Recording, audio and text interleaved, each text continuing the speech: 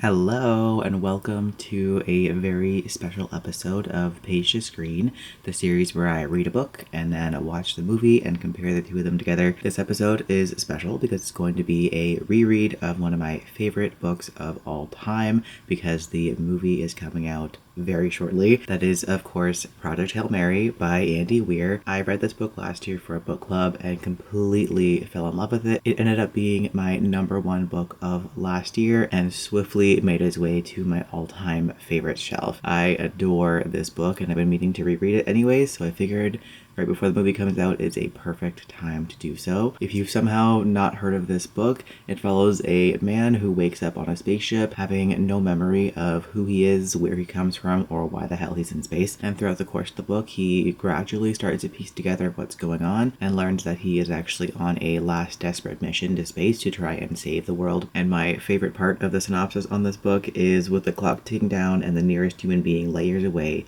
he's got to do it all alone. Or does he?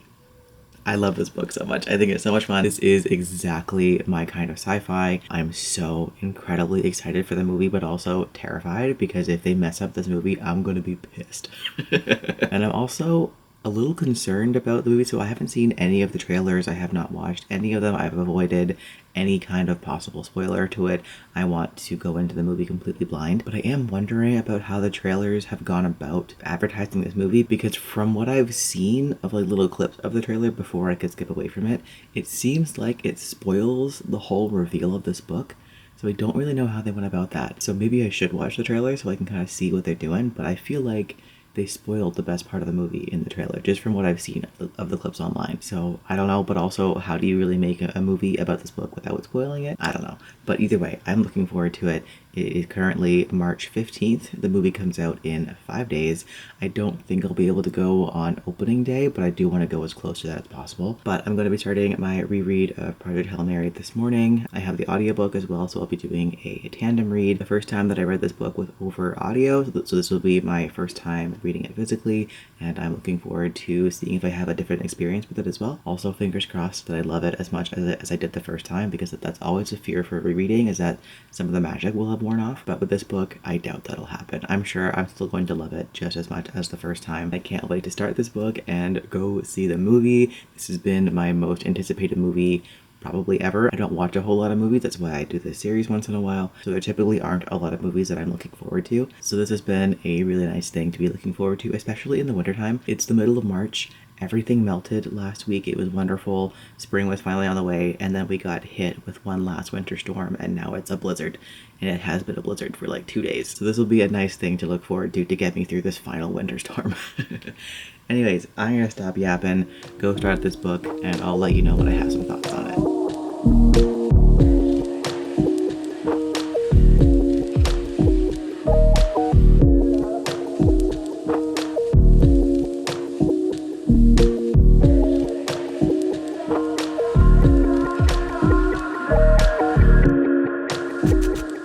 Okay, I'm updating from work on my phone, so pardon the terrible lighting and all that.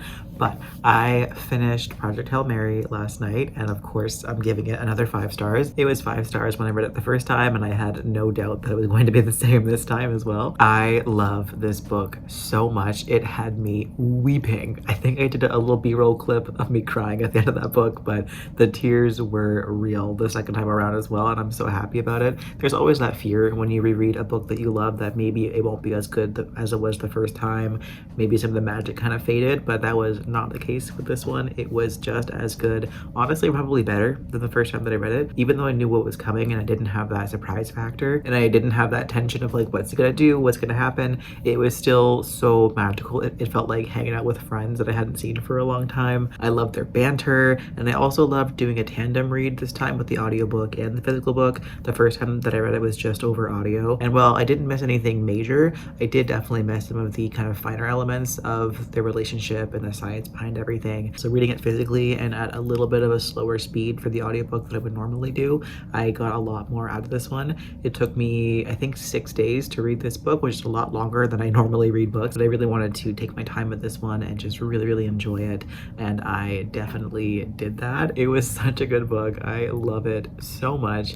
It's one that I could see myself rereading over and over again over many years characters. I don't think that I'll ever get sick of this kind of book, and especially this book in particular. It's just so fun and interesting and engaging. It's one of those books where I am locked in. I have a really hard time with staying focused, and especially when I'm sitting down reading a book physically, I am like wandering off every couple of minutes. I get sidetracked. I go on my phone. But with this book, I would sit down and just lock in and read for an hour and a half, 2 hours straight without stopping. And that is such a rare thing for me to do. So that was lovely, and I am so glad that I reread this book, and I can't wait to go see the movie tonight. I'm going tonight at 5:30 right after my shift. I'll be having a dinner of popcorn, and I'm excited about that.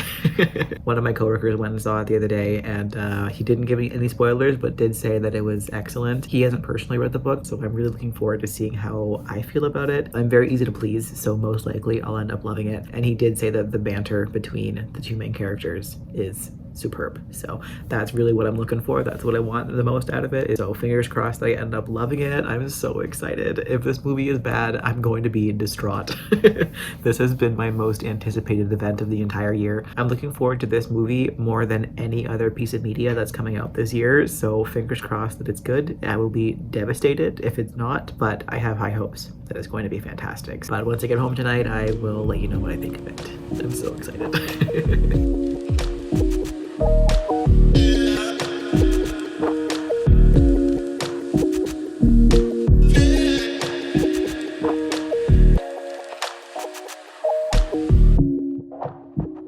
Hello, how are we doing?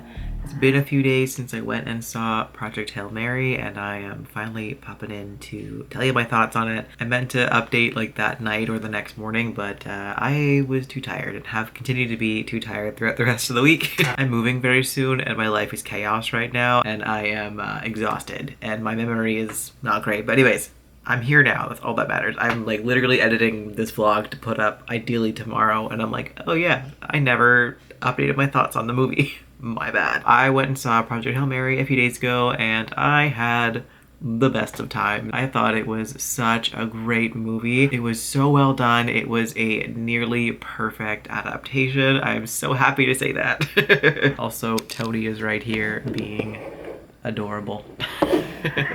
So yes, it was definitely near perfect, not quite perfect, but it was very, very close. I think I would give the movie like a 4.5 star. It was very, very close to a perfect adaptation. So the things that it did well, pretty much everything. I think the humor was completely on point. It was exactly how it sounded in the book, at least for me. It was very sarcastic and dry, which is perfectly my kind of humor. I love the main character and how Ryan Gosling played him. I think he did a phenomenal job with this role. I love the friendship between the two main characters. Their banter was hilarious. They had so many good one-liners. All of that was perfect. It was shot beautifully as well. Oh man, this movie was stunning. The way that they translated the plot onto a screen made perfect sense. I thought they did a fantastic job with that as well. My critiques of it aren't even really fully critiques because I understand why they made the choices that they made. I just wish that they didn't have to make them. Basically, my only issue with the movie is that it was lacking the depth that the book has, which is completely understandable because it is a quite long book. It's like nearing 500 pages, I think, and the audiobook is like 16 hours. So yeah, condensing that into 2.5 hours,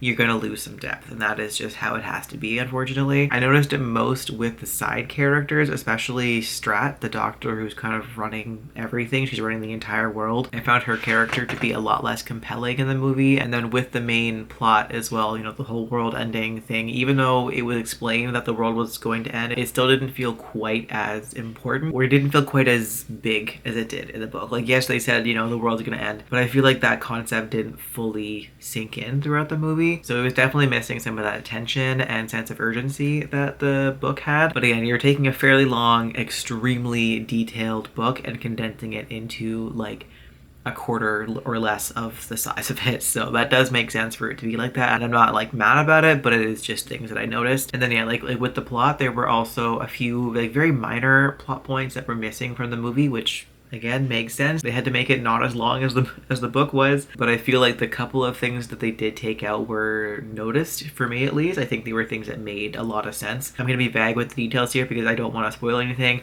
but the thing with the environmental scientist dude, That whole part was not in the movie, and while that was a very small part of the book in terms of the number of pages that it occupied, to me that part had such a huge impact on the gravity of what they were experiencing and how seriously they were taking this threat to humanity. And it was things like that that made the book feel so tense and urgent. That was just a little bit missing from the movie, but they did make up for it in some ways in the movie by making those moments of tension a lot more dramatic. Anytime that the main character was doing a spacewalk, it was like, oh my god, are you gonna make it? Like, I was stressed the whole time.